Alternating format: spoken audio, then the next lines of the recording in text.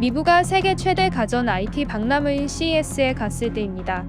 이 행사는 매년 초 미국 라스베이거스에서 열리는데 삼성전자와 LG전자가 전 세계 관람객의 눈길을 사로잡습니다. 당시 미부도 이를 지켜봤는데 늦은 저녁 우연히 실리콘밸리에서 근무하는 터키 국적의 30대 남성과 대화할 일이 있었습니다. 몇 마디 나눈 끝에 이 남성은 미부가 한국 사람이냐며 자기가 알기로 한국 사람은 유대인과 함께 정말로 똑똑한 것 같다고 엄지손가락을 들어 올렸습니다. 특히 이 남성은 자신이 일하고 있는 실리콘밸리의 IT 기업에도 한국인들이 몇 명 있다고 덧붙였습니다. 그러면서 한국인이 선천적으로 머리가 좋은 이유가 뭐냐고 미부에게 질문하기도 했습니다.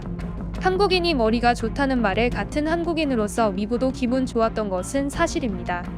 하지만 깊숙하게 그 이유를 물어오는 질문에 언뜻 대답이 떠오르지 않아 그냥 웃고 말았습니다. 아침부터 온종일 CES를 관람하고 밤늦게 잠깐의 카드 게임을 체험하던 상황에서 선뜻 답할 말이 떠오르지 않았습니다. 여기까지가 여러분께 말씀드릴 수 있는 공식적인 설명이고 솔직히 말하면 그 정도 깊숙한 질문에 순도 높은 영어로 답할 영어 실력이 없었습니다. 어쨌든 갑자기 그날이 생각난 건 최근 읽은 책 때문입니다. 이 책은 미국 경제뿐만 아니라 글로벌 경제를 이끄는 이스라엘과 유대인에 대한 얘기입니다. 오늘은 이 책과 함께 선천적 지능으로는 전 세계 최고라고 불리는 유대인과 한국인을 살펴볼까 합니다. 오늘도 여러분의 구독과 좋아요를 살포시 요청하며 짧은 영어로 꿀먹은 벙어리가 됐던 미부의 뒤늦은 답변 지금 시작합니다. 먼저 어때서 유대인과 한국인은 머리가 좋은가? 라는 질문부터 곱씹어 보겠습니다. 이 질문엔 유대인과 한국인이 다른 나라 사람과 비교해 머리가 좋은 것 같다는 질문자의 경험적인 주관이 담겨 있습니다. 전제 조건은 결국 유대인과 한국인의 머리가 좋다로 요약할 수 있습니다. 그런데 사실 이런 얘기는 어디서 들어보기도 했습니다. 유대인과 한국인이 전 세계 나라별 IQ에서 최고 수준을 다툰다는 보도는 지금도 손쉽게 인터넷에서 찾을 수 있습니다. 실제로 2006년 얼스턴 대학의 리처드 린 교수와 핀란드 탐페레 대학의 타투 바나넨 박사가 함께 쓴 IQ와 세계 불평등이란 저서에도 이런 얘기가 나옵니다. 이 저서에서 유대인의 평균 IQ는 110으로 추정됐습니다. 뒤를 이어 한국인의 평균 IQ는 106으로 3위를 차지했습니다. 2위와 3위는 평균 IQ 108로 나온 홍콩과 싱가포르가 차지했습니다. 이 분석이 딱 떨어지는 완벽한 사실이라고 확신할 수는 없지만 어쨌든 우리가 흔히 듣던 한국인이 머리가 좋다. 그런데 유대인도 만만찮다라는 소문은 확인된 셈입니다. 실제로 초강대국 미국에서도 유대인들의 입김은 엄청납니다. 미국 전체 인구 중 유대인의 비중은 1.5%에 불과하지만 영향력은 상상 이상입니다. 유대인들이 스타트업으로 창업해 전 세계 경제를 뒤흔드는 글로벌 기업으로 일으킨 것도 많습니다. 페이스북, 구글, 제너럴 일렉트릭, 엑손모빌, 시티그룹, 골드만삭스, 스타벅스 등은 모두 유대인 후손이 창업한 기업입니다. 세계 4대 통신사인 AP, AFP, 로이터, UPI를 비롯해 뉴욕타임스, 월스트리트 저널 등도 모두 유대인들이 세웠거나 유대 자본이 소유한 언론사입니다. 여기에 할리우드 6대 메이저 영화사는 모두 유대계 자본이 세웠습니다. 초강대국 미국의 사회전 분야에서 유대인의 영향이 미치지 않은 곳은 없다는 것이 일반적인 해석입니다. 미국 유명 대학의 유대인 재학생 비율도 눈에 띕니다. 하버드 대학교 30%, 예일 대학교 28%, 보스턴 대학교 24%로 유대인의 미래 인재 역시 엄청난 숫자를 자랑합니다.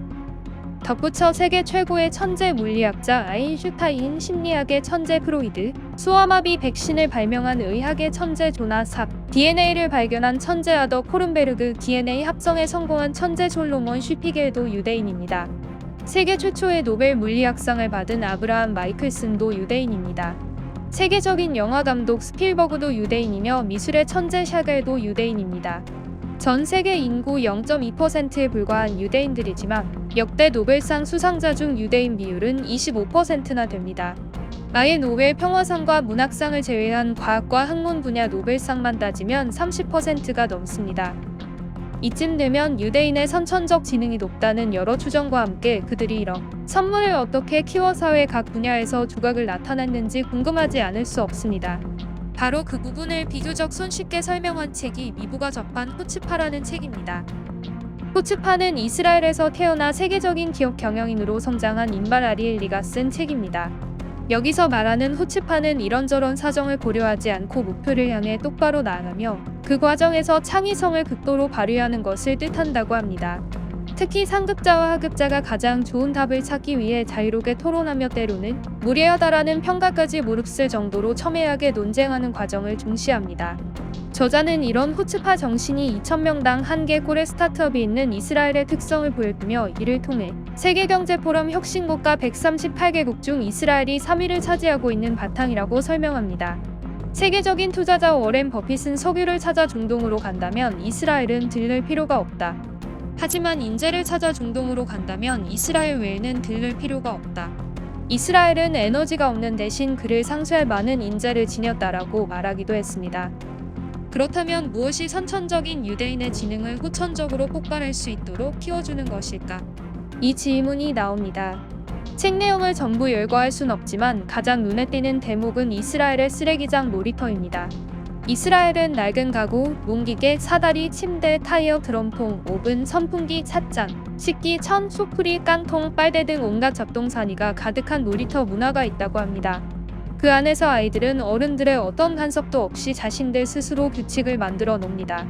고장난 전자레인지와 키보드 자판으로 모형 자동차를 만들어 타는 등 자신들만의 세계를 구축하고 창조하는 것은 흔한 일입니다.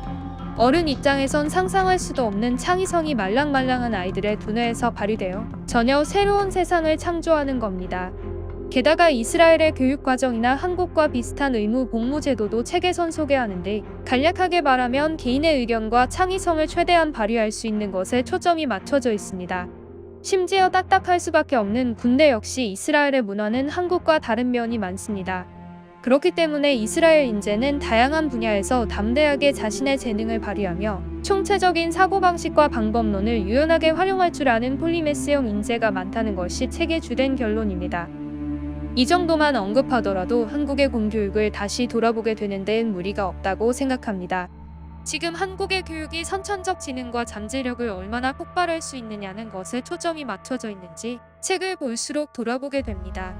어떤 면에서 보면 전 세계를 강타한 넷플릭스 드라마 오징어 게임에서 과거 한국 아이들이 골목마다 구슬치기, 딱지치기, 말타기, 술래잡기 등을 했던 장면도 생각납니다. 그리고 이런 장면을 여러 나라에서 흥미롭다라고 평가했던 것도 되돌아보게 됩니다. 과연 그때의 아이들과 지금의 아이들을 비교해 어느 부분은 더 좋아졌고 어느 부분은 더 각박해졌는지 따져볼 때가 아닌가 싶습니다.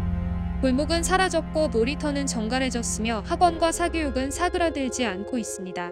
분명한 건 이스라엘의 쓰레기장 놀이터 문화가 과거 한국과는 비슷했을지 몰라도 지금 한국의 아이들 문화와 가깝다고는 볼 수 없기 때문입니다. 참고로 사실 확인은 미부가 하지 못했다는 점을 분명히 말씀드리며 마지막으로 하나만 덧붙이겠습니다. 일부 종교에선 유대인과 한국인의 뿌리가 같은 민족이라는 주장도 있습니다. 한국인과 유대인이 한 조상인 에벨에서 갈라진 형제 민족이라는 주장입니다. 다만 다시 한번 이런 얘기도 있다는 정도지 미부가 사실 확인은 하지 못했다는 점을 강조하면서 언급만 할까 합니다. 중요한 건 유대인과 한국인 모두 선천적 지능이 높다는 추론이 계속되고 있으며 그 잠재력을 어떻게 후천적으로 키우는지 점검하는 것이 아닐까 합니다. 지금은 볼 수 없는 과거의 구슬치기와 딱지치기 깐부들을 떠올리며 한국인의 잠재력이 더욱 폭발하길 바라는 2부 이상 마치겠습니다. 감사합니다.